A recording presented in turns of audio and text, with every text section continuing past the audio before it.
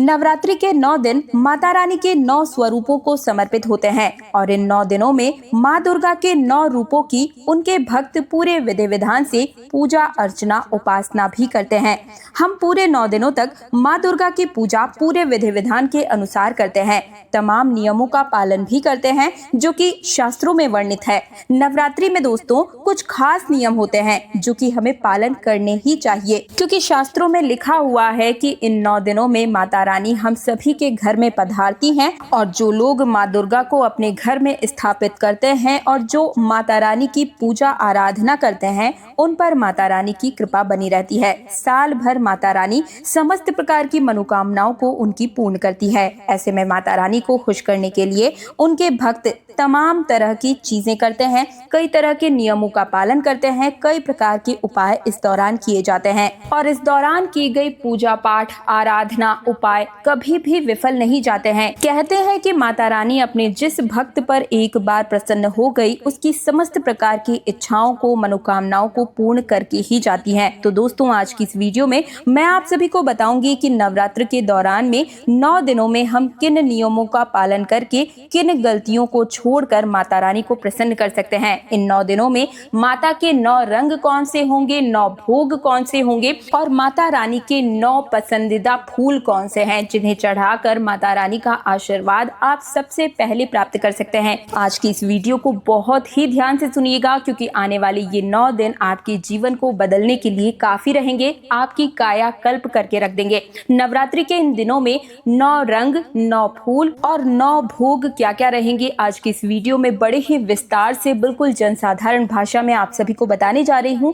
5 से 10 मिनट का समय निकालकर अपने हर एक कार्य को साइड में रखकर माता रानी के इस वीडियो को बड़े ही प्रेम पूर्वक ध्यान पूर्वक सुन लीजिए, आपका बेड़ा पार हो जाएगा। सबसे पहले माता रानी की इस वीडियो को लाइक करके कमेंट सेक्शन में जय माता दी का जयकारा जरूर ही लगाइए। साथ ही अगर ये जानकारी पसंद आए तो चैनल तीज त्योहार और धर्म को सब्सक्राइब कर लीजिए, पास वाले बेल आइकन को प्रेस कर लीजिए, क्योंकि आपके निजी जीवन से जुड़ी हर समस्या का समाधान और व्रत पर्व से जुड़ी हुई संपूर्ण जानकारी जनसाधारण भाषा में और आप सभी के जो भी प्रश्न होते हैं उनका जवाब इस चैनल पर हर रोज बताया जाता है। सबसे पहले कमेंट सेक्शन में आप अपना नाम, डेट ऑफ बर्थ और राशि लिख दीजिए, क्योंकि इन नवरात्रि के 9 दिनों के बीच में आपका राशिफल क्या कहता है कुंडली के हिसाब से, ये जानने के लिए आप कमेंट सेक्शन में लिखिए अपनी डेट ऑफ बर्थ, नाम और साथ ही में आपकी राशि। आपकी राशि के अनुकूल जो उपाय बनता पड़ेगा वो मैं आप सभी को कमेंट सेक्शन में रिप्लाई के माध्यम से ही बता दूंगी। तो चलिए शुरू करते हैं आज की ये विशेष जानकारी। दोस्तों सबसे पहले तो नवरात्रि के इन 9 दिनों में हमें कुछ विशेष ऐसे कार्य हैं जिन्हें भूल कर भी नहीं करना चाहिए। सबसे पहली चीज है,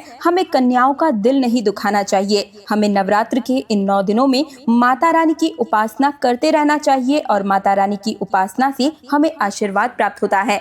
इन 9 दिनों में हो सके तो लहसुन प्याज का सेवन ना करें और मांस मदिरा आदि का सेवन तो बिल्कुल भी ना करें। 8वें दिन 9वें दिन कन्या पूजन जरूर करें और लाल रंग की वस्तुएं हर एक कन्या को दान अवश्य ही करें। हमारे शास्त्रों में तो यहाँ तक लिखा हुआ है कि यत्र नारिस्तु पूज्यन्ते रमन्ते तत्र देवता, यानी कि जहाँ स्त्रियों नारियों की पूजा की जाती है, उनका सम्मान किया जाता है, वहाँ स्वयं देवता निवास करते हैं। और यत्रेतास्तु न पूज्यन्ते सर्वास्त्र फला क्रिया, अर्थात जहाँ उनका सम्मान नहीं होता वहाँ किए गए सभी कार्य कर्म क्रिया निष्फल हो जाते हैं। मेरे कहने का तात्पर्य ये है कि किसी का भी अपमान ना करें, माँ दुर्गा नाराज हो जाती हैं। और नवरात्र के इन 9 दिनों में हमें कभी भी माँ दुर्गा की मूर्ति को अकेला भी नहीं छोड़ना चाहिए। हम अगर कलश स्थापना करते हैं, अखंड ज्योत प्रज्वलित करते हैं, तो हर एक समय उस ज्योत के पास माँ दुर्गा के पास एक व्यक्ति को जरूर ही रखें।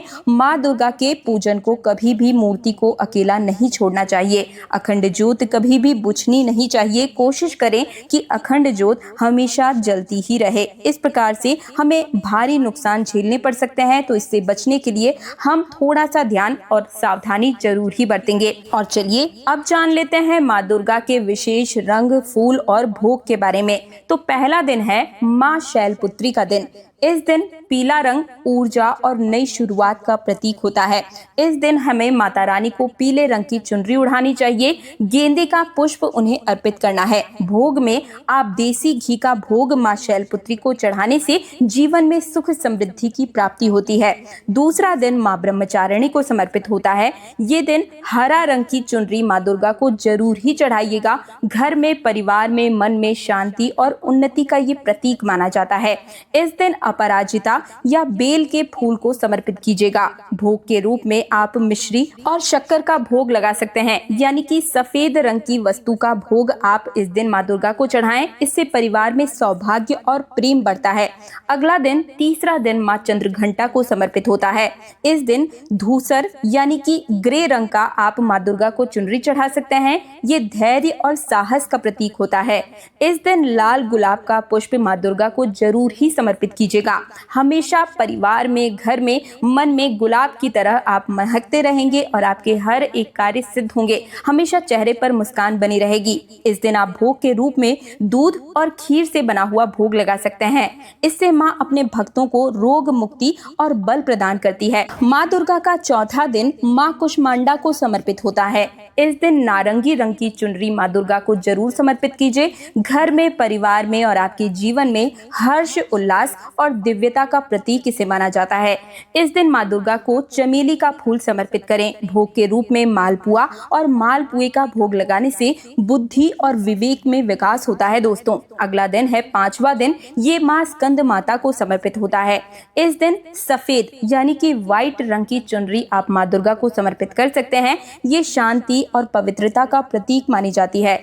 इस दिन कुमुदनी यानी कि कमलिनी का फूल या फिर सफेद गुलाब का पुष्प जो है वो माँ दुर्गा को आप समर्पित कीजिएगा। भोग के रूप में केले का भोग इस दिन माँ दुर्गा को अवश्य ही चढ़ाएं। इस दिन केले का भोग लगाने से संतान सुख और परिवार में सुख शांति आती है। अगला दिन है छठा दिन, ये माँ कात्यायनी को समर्पित होता है।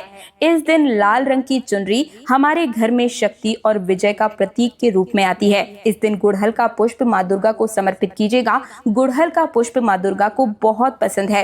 इस दिन आप शहद का भोग लगाएं। शहद चढ़ाने से विवाह में आ रही बाधाएं दूर होती है और संबंध में मधुरता और मजबूती आती है। सातवां दिन माँ कालरात्रि को समर्पित होता है और इस दिन नीला रंग साहस और रहस्यमय शक्ति का प्रतीक माना जाता है। तो इस दिन माँ दुर्गा को नीले रंग की चुनरी या कपड़ा आप समर्पित कर सकते हैं।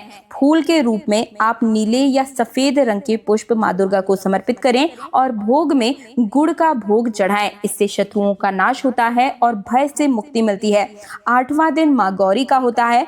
इस दिन गुलाबी यानी कि पिंक रंग का वस्त्र जो है माँ दुर्गा को समर्पित कीजिएगा। प्रेम और करुणा का ये प्रतीक होता है। इस दिन रात रानी या फिर कमल का पुष्प माँ दुर्गा को समर्पित करें। आपके परिवार में आप निरंतर तरक्की करते चले जाएंगे। ये हमारी तरक्की का प्रतीक है। भोग के रूप में आप नारियल की मिठाई या नारियल भी चढ़ा सकते हैं। नारियल का भोग चढ़ाने से जीवन में सुख, समृद्धि और वैभव की प्राप्ति होती है। नवा दिन माँ सिद्धिदात्री को समर्पित होता है और इस दिन बैंगनी यानी कि आध्यात्मिकता और सिद्धि का प्रतीक माना जाता है। इस दिन कमल का फूल माँ दुर्गा को चढ़ाइएगा और तिल और हलवे का भोग लगाएं। इस दिन तिल और हलवे का भोग लगाने से सिद्धि और मोक्ष की प्राप्ति होती है दोस्तों। इस प्रकार से नवरात्रि के 9 दिन, 9 रंग, 9 फूल और 9 भोग का विशेष महत्व होता है। यदि भक्त श्रद्धा और विश्वास से ये नियम अपनाते हैं तो माँ दुर्गा की असीम कृपा, आशीर्वाद प्राप्त होता है और जीवन से नकारात्मकता दूर होती है। शत्रुओं का भय समाप्त होता है। कोर्ट कचहरी के चक्करों से आपको मुक्ति मिल सकती है। नौकरी, व्यापार, संतान, शादी, हर एक जगह पर आप तरक्की करते चले जाते हैं। एक बार फिर से आप सभी से निवेदन है कि वीडियो को लाइक करने में कंजूसी मत कीजिए। कमेंट सेक्शन में जय माता दी जरूर ही लिखिए। साथ ही इस वीडियो को ज्यादा से ज्यादा अपने अड़ोसी पड़ोसी, अपने हर एक हिंदू भाई बहन के साथ इस वीडियो को ज्यादा से ज्यादा शेयर जरूर कीजिएगा, क्योंकि आपका छोटा सा शेयर शायद किसी के कष्टों से उसे मुक्ति दिला सकता है। शारदीय नवरात्रि का प्रारंभ 22 सितंबर से हो रहा है, जिसका समापन 2 अक्टूबर को होगा। इस बार नवरात्रि 10 दिन तक रहेगी। इससे जुड़ी हुई संपूर्ण जानकारी मैंने अपने चैनल पर डाल दी है। अगर आपने अभी तक नहीं देखी है तो इस वीडियो को देखने के बाद में मेरे चैनल में विजिट करके बाकी की जानकारी को भी जरूर ही देख लीजिएगा, या फिर जो लिंक है वो मैं डिस्क्रिप्शन में भी दे दूंगी, तो आप वहां से भी संपूर्ण जानकारी क्यों इस बार 10 दिन की नवरात्रि पड़ रही है, इन दौरान आपको किस प्रकार से पूजा पाठ करनी है, पहले दिन कलश स्थापना आप कैसे करेंगे, मैंने इसकी रिलेटेड जो वीडियो है वो भी अपने चैनल पर डाल दिया है। मिलती हूँ एक और नई जानकारी के साथ, तब तक के लिए वीडियो को लाइक कर दीजिए, चैनल तीज त्योहार और धर्म को सब्सक्राइब कर दीजिए, कमेंट सेक्शन में जय माता दी जरूर ही लिखिए।